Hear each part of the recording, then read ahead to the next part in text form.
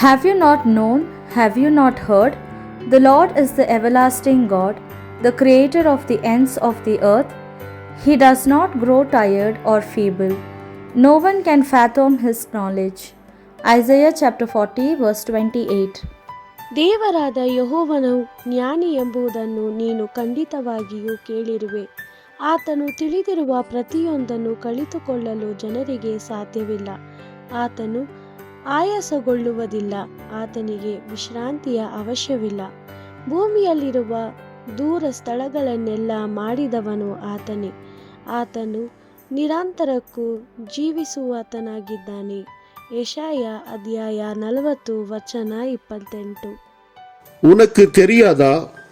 நீ கேட்டதில்லையா? ஆண்டவரே என்றுமுள்ள கடவுள், அவரே மண்ணுலகின் எல்லைகளை படைத்தவர்.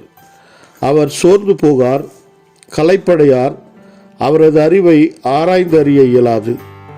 எசாயா 40 அதிகாரம் 28 வசனம்.